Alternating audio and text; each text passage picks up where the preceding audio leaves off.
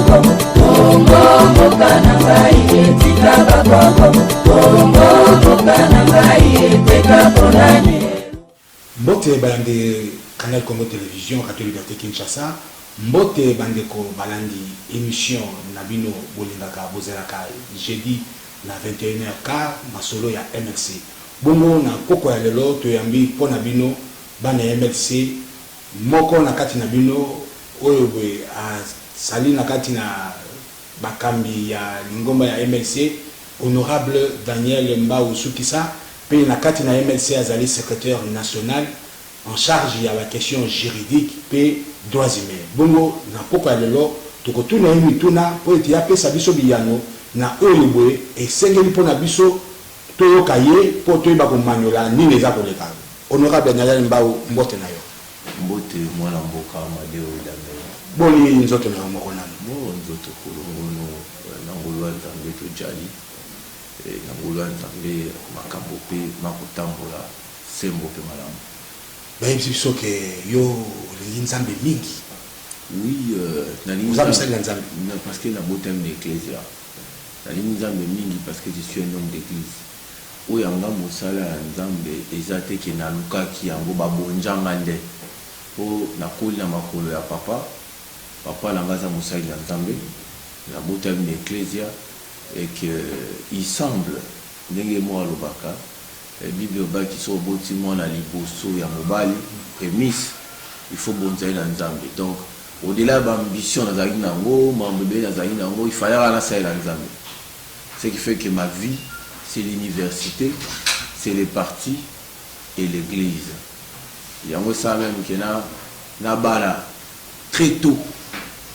Na bala très jeune et puis sur l'action bala na ngane ba kondo kondimate parce que tolinga kito bomba. Voilà.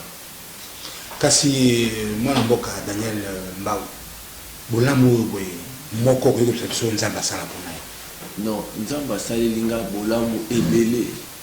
Oso ndaba na otanga motango na ko bake na kokosa watu ba olandanga. Pona okokate leki ebele. Et na pesa ka confiance. Pona yebi o yakosala les asu ebele liboso. Il est écrit dans sa parole que l'œil de l'Éternel se promène sur toute l'étendue de la terre pour secourir ceux dont le cœur est attaché à l'Éternel sans partage. Il y a una tchaka moté mais pas nae. Naebi que o nazomona lelo eza nango malamu mais o ekoya lobi eza kitoko parce que il a dit, il a promis, il le fera. Bible à Mokane Esaïe lobi, les jeunes gens marchent se lassent, les adolescents courent se fatiguent. Mais ceux qui se confient en l'Éternel, ils marchent, ne se lassent point, courent, ne se fatiguent point, comme des aigles. Ils renouvellent leur force et prennent l'envol. Il y a un moment où tu as toujours un liganae, tu yebi que l'homme est malam. Na banza que to sola kinayo na talisa kyo que c'est une des raisons où ça que ngala ya na MLC. Wato to oya ko lukani na MLC. Na MLC parce que nazalaka na bolenge koluka lingomba oyo echaka nzambe au centre des activités. De ce taliba parti bela otanga ba kombote slogan la bango zo maso de slogan mondain. Mais MLC et le plus tout lubaka na mona mboka le président national que je salue à passant Jean-Pierre Bemba Gombo lubaka avec Dieu nous vaincrons. Bon mon a ba preuve o yemoko leader à partir à travers ça qui na aé qui crut comme il m'attend au bisoto koleka TV étant de que bunda pour la MLC les gens nous disaient que vous êtes dans un parti sans avenir parce que leader n'a pas obimara jamais parce que ancrage à parti est attaché à personne il y a leader tant que leader on a obimaté ce parti n'a pas d'avenir mais parce que Dieu était en train de nous convaincre du fond de notre cœur que à Kobima il y aura de l'avenir dans le parti.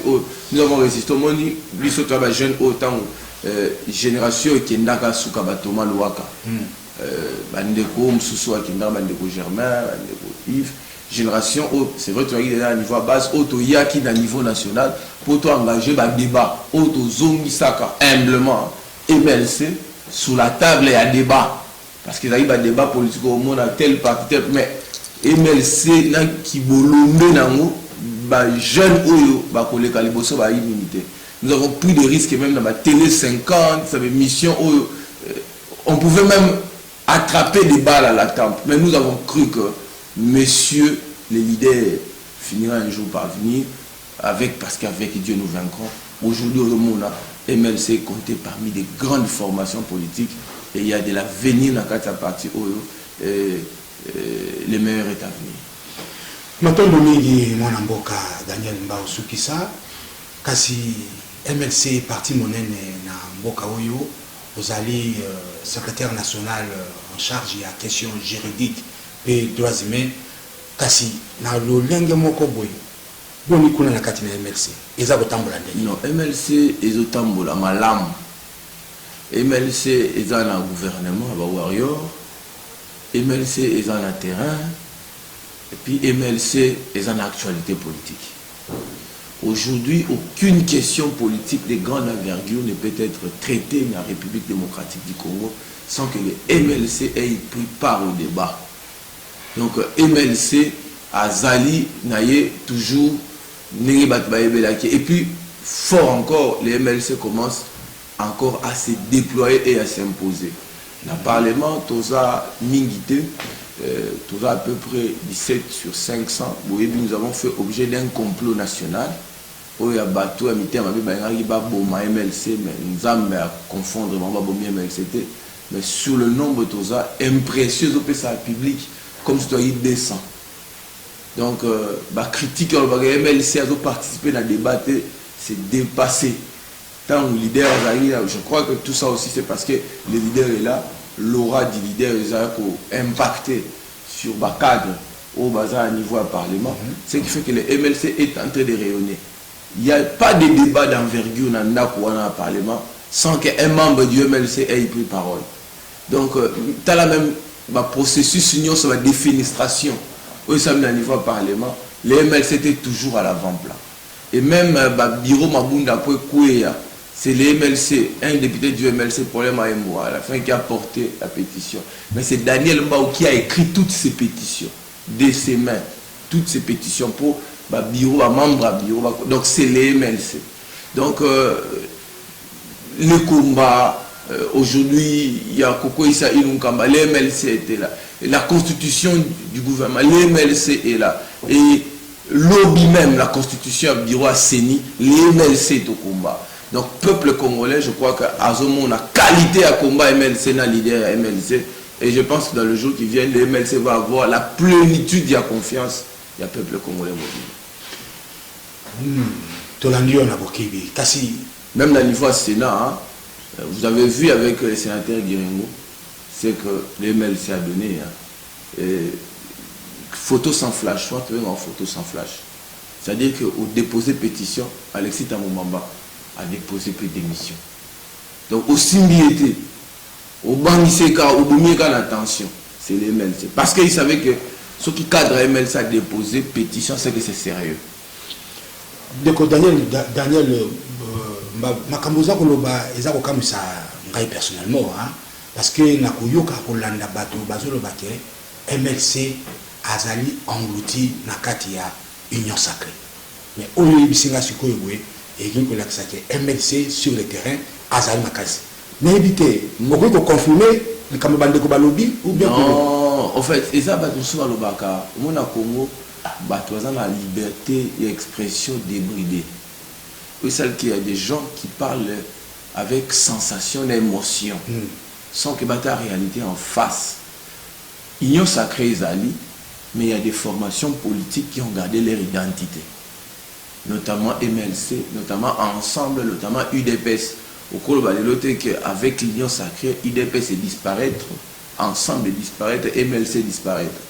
Bon, c'est vrai qu'il y a des individualités qui sont dans ce gouvernement, mais en dépit de ces individualités, ceux qui ont identifié la composante, MLC a parmi les composantes où ils sont fortes et où ils sont apparaître. Au moins, ceux qui ont le loco, pour apprécier la qualité na vote na valeur na mingi batu pays biso ya MLC batu ya MLC oyo bolinga MLC na banda koute mais o bayaka na siège ya MLC parce que bazomo na MLC bazokutana ba cadre ya MLC que il arrive parfois ba apprécier oyo bazao maboko à juste valeur te ba comment ko apprécier yango ce qui est comme Moussika. Tout ce qui est baby. Donc, c'est un privilège que vous avez un leader, le roi Jean-Pierre Bemba. Il faut le dire pendant qu'il est en vie. Parce que c'est rare dans le Congo qu'un leader a zolobaté avant la Pumbouana, mais il est en train de rayonner sur l'ensemble du territoire national et en même temps il est en train d'impacter le système. C'est rare. Tout va dans le leader, il y a un parti politique, soit un parti à mallette. Il y a un leader qui a un parti à mallette. Il y a un MLC qui a un leader parti à mallette. Il y a un occupé. Il y a un débat politique de grande envergure et que le président Jean-Pierre Bemba lobby, au moins les réseaux sociaux, le président Bemba a une position. Ce qui a lobby, c'est la toile qui bouge. Il faut apprécier l'eau. Et puis en même temps qu'on apprécie même le cadre de l'ambition MLC. Parce que ceux qui ont cadre, ils faire rayonner MLCT. Biso autres espérer un jour peut-être comme cadre pourquoi? Parce qu'on ne va rien trouver. Il faut qu'il y ait quelque chose pour tout surtout tout rayonner ensemble.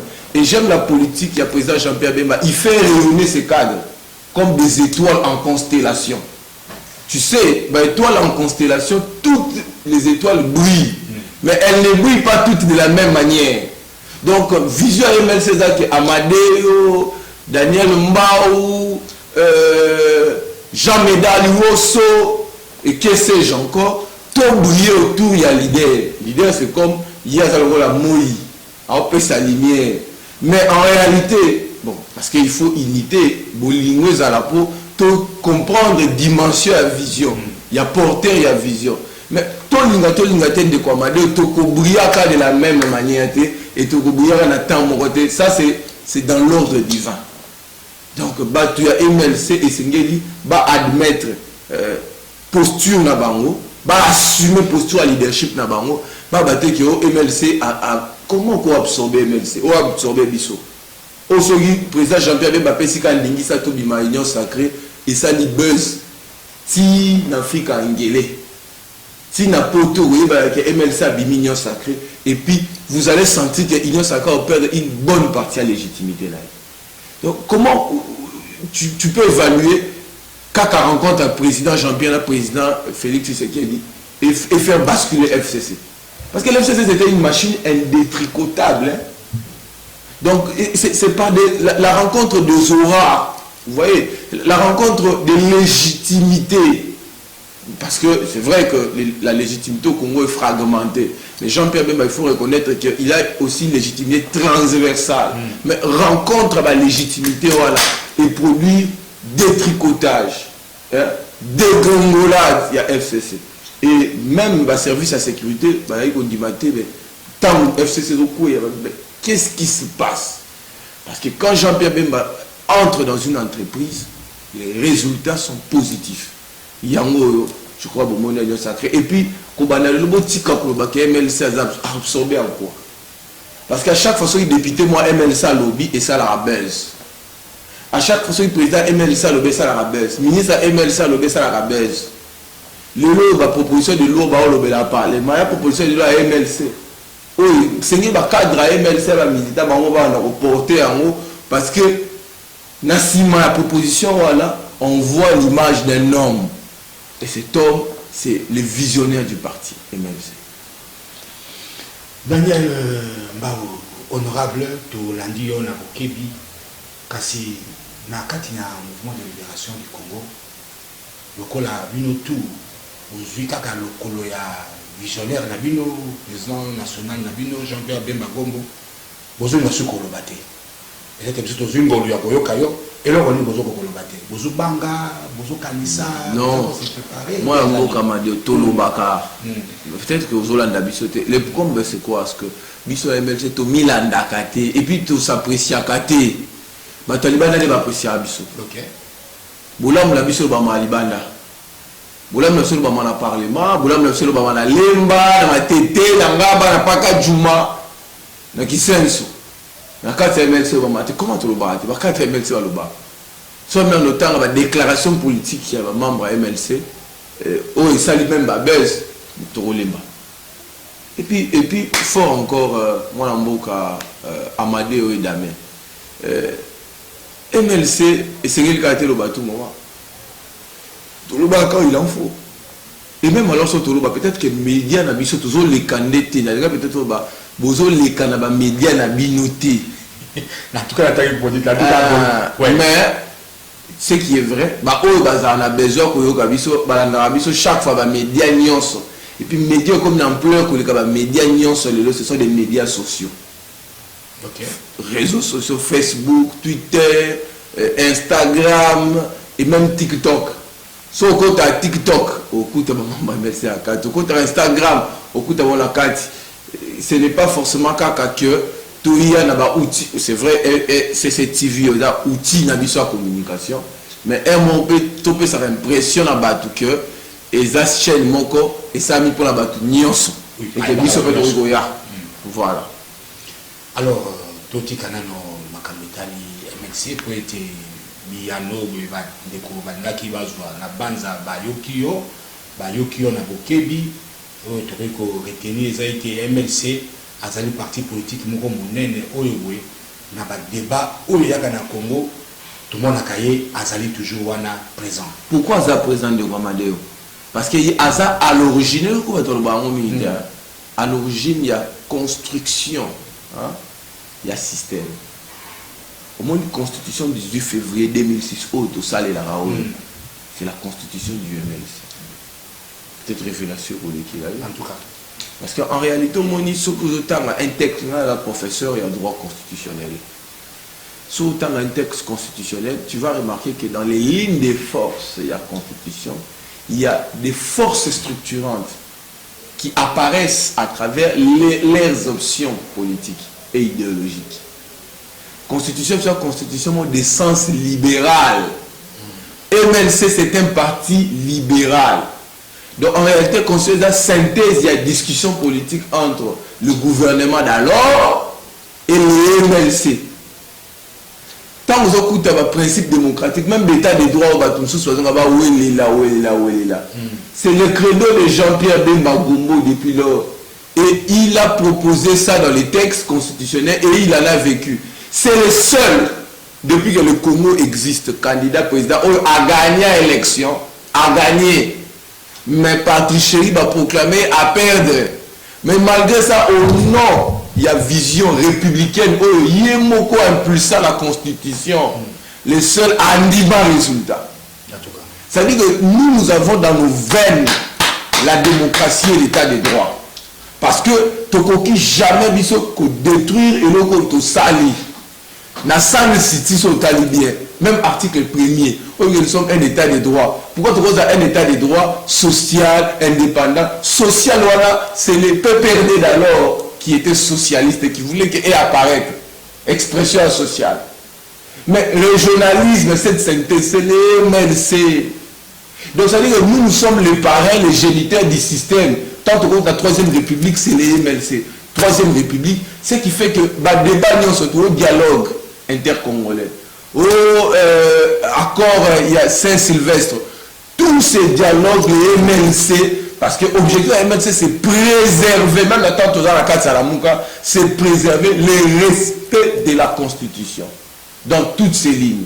Donc, nous, tu peux ça Makila Nabiso, pour constituer nous avons perdu des soldats qui sont par exemple dans l'aspect non, nous avons perdu des soldats et des cadres pendant la guerre. C'était un prix à payer contre la dictature kabylienne. Nous avons été les premiers parce que nous avons estimé à son temps que la résistance de la rue avait échoué. Il fallait créer un coup. Donc, les MLC a une histoire avec ces pays. Donc, le MLC a une vision révolutionnaire. Et la révolution, il s'avait étudié, à droit conseil, on va comprendre que la révolution, c'est la mère de la République. Il n'y a pas de République sans révolution. Tant que les combats, en fait, les compagnons de la liberté. C'est-à-dire que l'objectif du MLC, c'était de atteindre la liberté, pas une petite liberté dans sa plénitude. Il y a un moment que Jean-Pierre Bemba Gombo, avant le Balikambo, il mesure ce qu'il va dire en fonction des idéaux de départ. Quand il a commencé, parce que c'est fut un jeune à l'époque de notre âge comme ça. Au moment où c'est vraiment risquant et c'est même impossible un jeune de notre âge qui accepte de quitter l'opulence pour préserver la République. République. Je pèse mes mots République. Chaque mot compte et chaque mot a un sens. Ça, c'est un parti élitiste. Voilà. En tout cas, vraiment, na banza vous avez une session le leur ils ont des quick, donc vous font la bateau mémoire. Mais alors, on oublie comment quoi retenir attention à que reconstruction il y a Mboka et bandi na MLC construction du 18 février MLC. Bon, yango le leur tu veux confirmer pour bana MLC bazolanda d'ailleurs. Kokota na mwana mboka Jean-Pierre Bemba Gombo président national MLC na kati ya union sacrée ezalaki tout justement pour préserver baki oyo boye moko abanda yango po bato baza ko baono akoti kuna po azar comme la position à faiblesse non papa dans le bato yo baza ko lobaki Jean-Pierre Bemba Gombo Martin Fayulu Moïse Katumbi bosungande kona bini ba même bato congolais azarana on avait une forme d'appétence appétence alingarelo kuna contraire na moi à la fois bazole na ba réseaux sociaux Jean-Pierre Bemba même Nzembo to yembara papa Bembuza wapi zonga et tumbeye makasi zonga donc le président de la République n'avait pas à ce moment-là la plénitude de ses pouvoirs, de ses compétences régaliennes. Tout le bas qui est au président de la République même président de l'Assemblée nationale pour aller à l'Assemblée nationale à investir, à recevoir serment à juge. Président de l'Assemblée nationale, président Sénat, Bazo, pour refuser. C'est qui ne peut pas se faire. Or, on a esprit à la Constitution. Tant que Jean-Pierre Bemba va comment la Constitution, ça va que le président de la République, Azala, la structuration principale ou le nœud gordien du pouvoir. Mais il ne peut pas rester là avant de dire sur ces lauréats, la République est en train de se fondre. Non, parce que l'objectif, il y a l'us de la mission, c'est le respect de la Constitution, la restauration de l'autorité de l'État, la sécurité. Entre-temps, il y a des Congolais qui meurent à l'Est aussi là. Entre-temps, le président de la République est combattu à partir de qu'est-ce que tu dois faire, un républicain. Est-ce qu'autant la position dans le mot personnel, autant l'intérêt supérieur. Les gens comprendront plus tard la qualité du choix que les MLC ont opéré. Et aujourd'hui, nous, on n'en regrette pas. Parce que nous savons que le peuple a compris que nous sommes du bon côté. Et ce qui est sacré, Tengami. Et puis, on est prêt pour l'Ongwa. L'union sacrée. Mais tant que tout le monde est battu, toujours composé pour l'intérêt de la population. Il y a un monde sémique, tout ça, comment tout ça, pour l'intérêt de la population. Maintenant, Domingue, moi, honorable Daniel Mbao Soukissa, toza kolanda peza na bokebi ngonga na biso peza ko pusana kasi MLC lelo we toko kanga nini pour MLC bon to kanga MLC za parti élitiste MLC za une grande vision ba to bazolo ba mabe pour MLC fa yo ba position na bino non maintenant ngolo ba mabe pour c'est la mauvaise foi ceux qui mauvaise foi c'est bondoki et ça seul parti politique oyo ba tribalisme ezate MLC ta même bakoma ba cadre na kasa MLC ta zwaka structure MLC comprendre la structure de parti politique ou sous et absence à tribalisme sur ça qui est leader à MLC azana na aura transversale c'est azana wana pour la province mon côté azana pour la Congo mobima. Sinon, il y a ça, ma partie, nous sommes leader à sa sélection, tout autour, n'a qu'à ce qui comme un banjo, Azur Pembe. Par exemple, Chiboui, Azur Pembe. Toi, comme Moussafiri, Azur Pembe, Tomaton, Azur Pembe. Non, il y a biso MLC, les leaders, avant approcher Bino, ma cadre parti, il vous observe beaucoup de temps et il étudie comportement, attitude et capacité intellectuelle. Et il ne fait rien au hasard. Pourquoi Fanta la MLC c'est quoi? Moi, il va partir sur la leader à Maïli, Makasi. C'est-à-dire, moi, beaucoup c'est Zate, beaucoup c'est Ndeni. Pour Maïli. Alors, en fonction de Maïli, il sait lui-même opérer ses choix. Il sait lui-même décider. Et même si à Fandi Sibino Boulou, ou Fandi 30, 40, à besoin de passer point de vue, il a déjà cas de figure, il y a une construction là, qui est moins monté à sans femme à partir de là. Mais maintenant, il veut confronter sa construction dans la proposition à la construction. Donc, tu vois la différence du MLC dans la partie politique. Le MLC, c'est un parti qui fait parler des cadres. Dans la mine de l'eau sur la scène politique, c'est le MLC. Oui. So, autant à Congo, avec tout le respect, je salue mon aîné et Délice Sanga. Il pour Mouchaka 5. C'est le MLC. Je salue avec beaucoup de respect mon aîné François Mamba. C'est le MLC. Avec beaucoup de respect Olivier Kamitatu. C'est le MLC. Donc quand tu vois tout cet armada du MLC, c'est parce que au départ, il y a une sélection qualitative. Surtout les jeunes Nabiso. Les partis OEP Saka, espace d'expression, jeunes et des jeunes qui ont bien étudié, c'est les MLC. Et en 2006, au moment même, la législature la plus extraordinaire, après Abisso la première la législature, mais en 2006, tu vas voir constitution MLC, hein, des jeunes MLC, et non mais écoute, arrêtons papa, le MLC est là, le MLC est là. Si tu as et pas Abisso, le MLC est là. Tu as le drapeau MLC, le visage du Charman est là. Tu comprends ça va tout. On a tout le prétention, tout le monde veut partir de Koufa déjà. Il va partir de Koufa. Il y a à sa compensation psychologique dans Sima MLC. A dit arrêtez cette histoire. Balandi Canal Congo Télévision, Masolo MLC, tu as rappelé notre Mbaki Ponabino, honorable Daniel Mbao Soukissa. Il y a Zali, secrétaire général à niveau ya parti, il y a secrétaire national, pardon. En charge, il y a question juridique, droits humains. Kasi, honorable, tout le monde qui bino, Nicolas qui Nassima, Boyambaki, ministre, ministre, il y a santé, il y a infrastructure, puis il y a transport.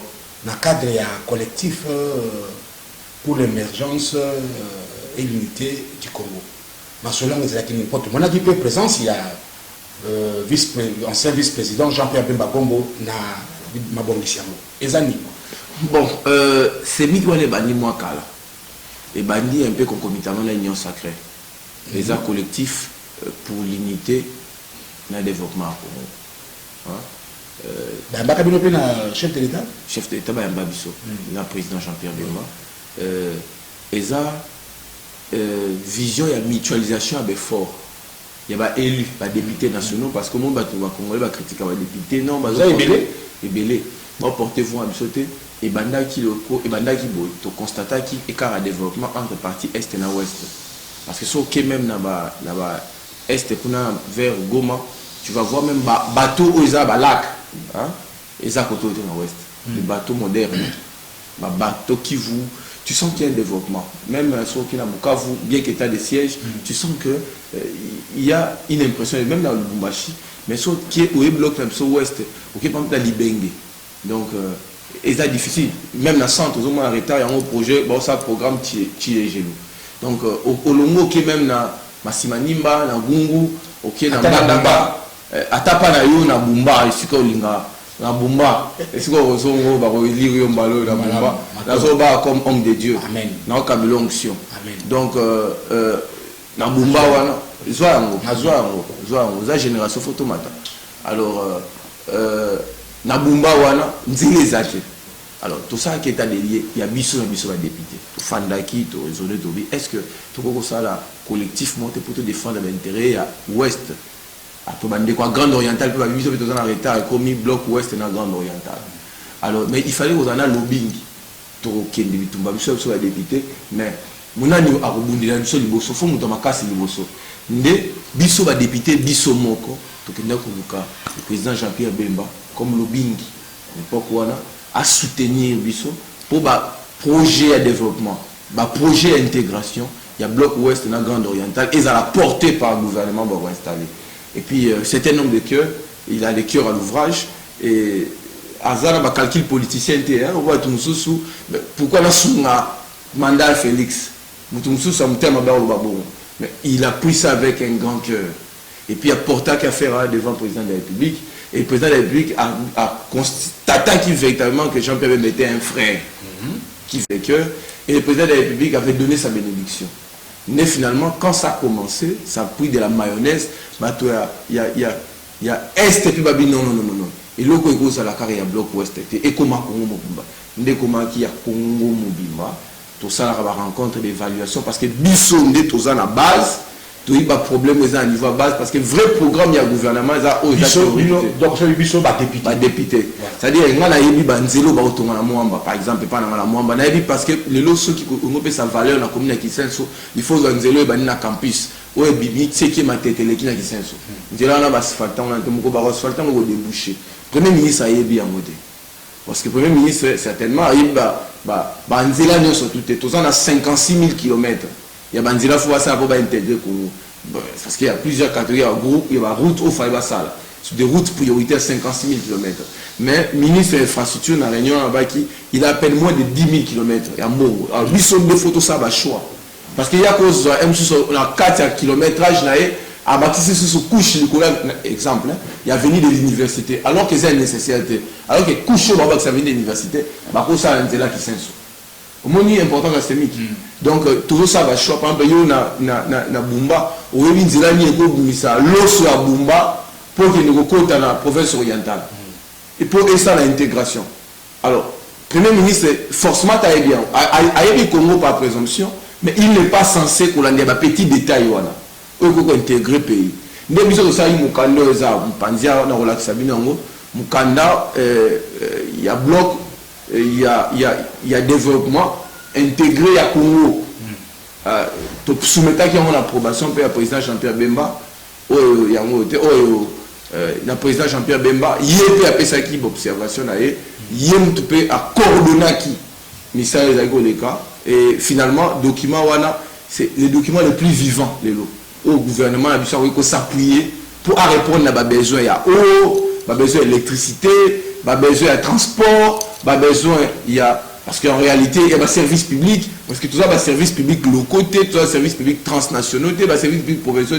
Dans quatre toutes ces préoccupations sont rencontrées parce que au début en France l'école du Bordeaux avec le doyen du guide par exemple que l'État en réalité n'existe pas. L'État n'est qu'un ensemble de services publics. Donc l'État c'est un ensemble coordonné intelligent des services publics. Du guide parlait de la polygonie des services publics. Donc CENIC ils ont participé à perspective à rendre vivant, viable le service public dans le service public, il y a transport, éducation, tous ces secteurs, cause transversal, c'est ça en réalité CENIC. Il y a un moment la dernière activité de ça qui n'a cercle GB, notre haute donnée, c'était toujours l'autonomie. Non, Barozala, et ça ouvert, mais jusque-là, leader en Lingaya, on a noté Malogolaïe. Parce qu'il faut un peu la qualité de cœur, comme le président Jean-Pierre Bemba. Il faut la qualité de cœur pour Andima. Comporter pour Sunga Manda, Mouninga facilité. Sunga Manda, Mouninga, et ça facilité, il faut aimer le peuple.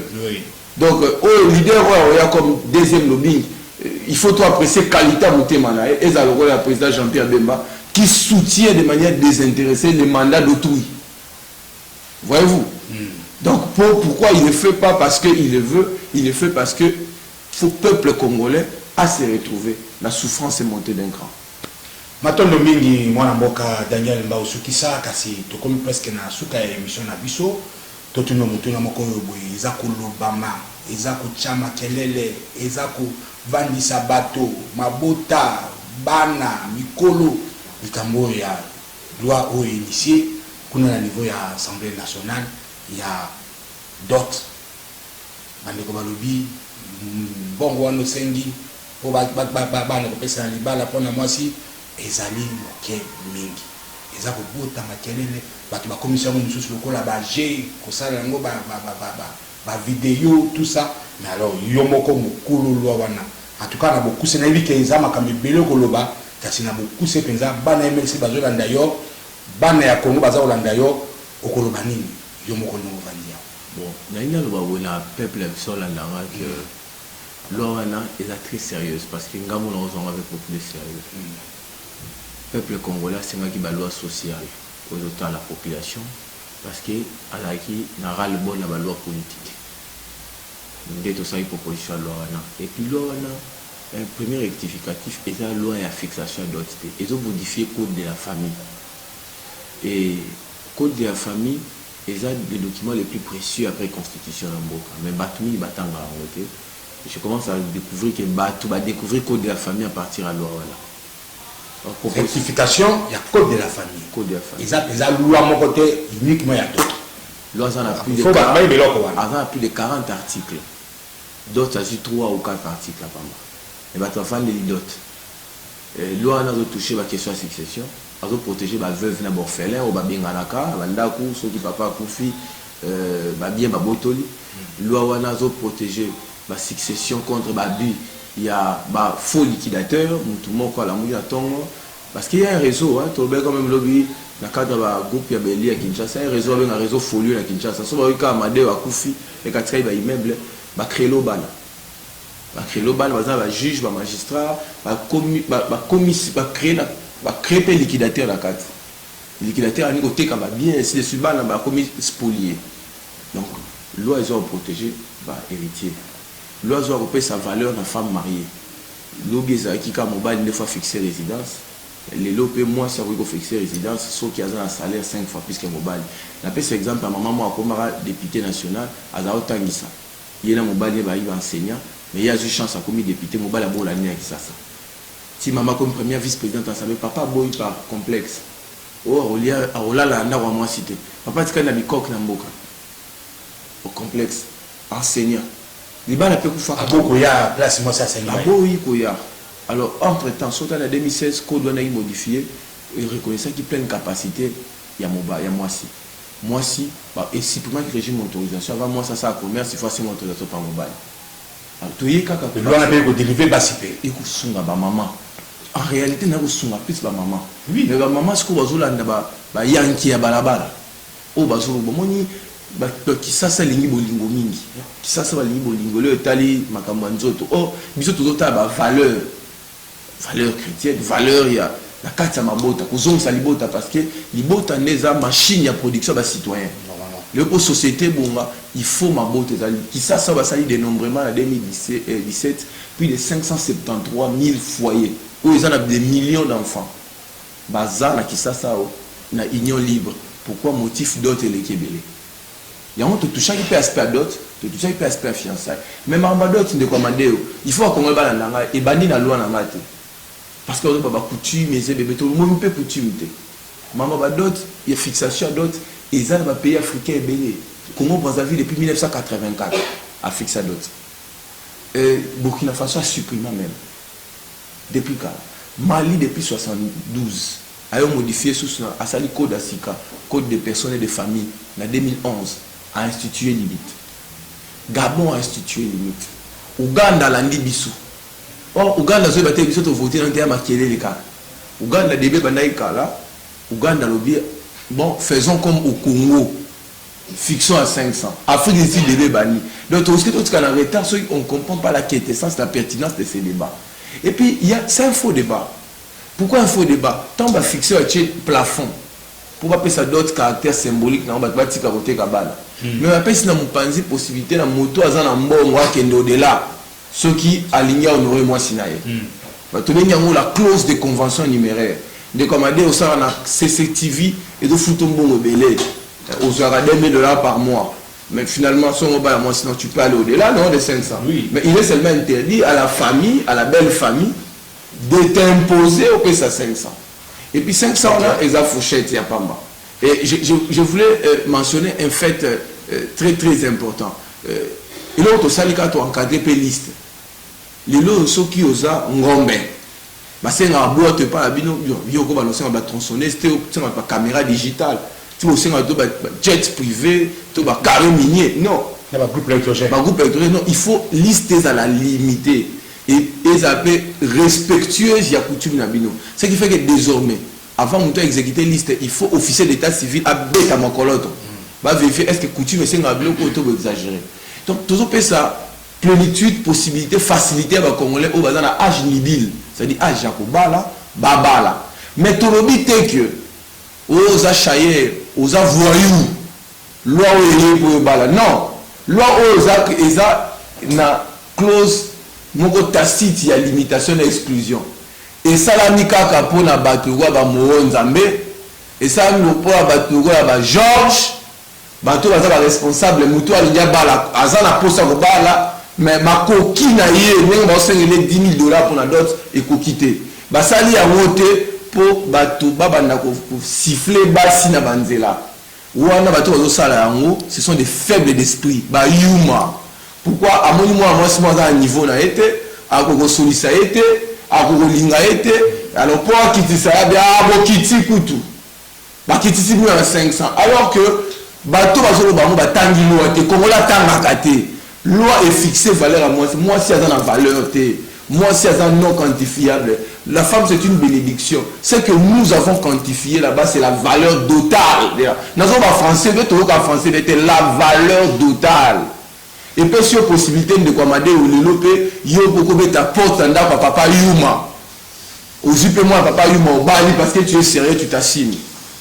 Et donc quand il y a un clivage, il y a un Gombe, il y a un Niri.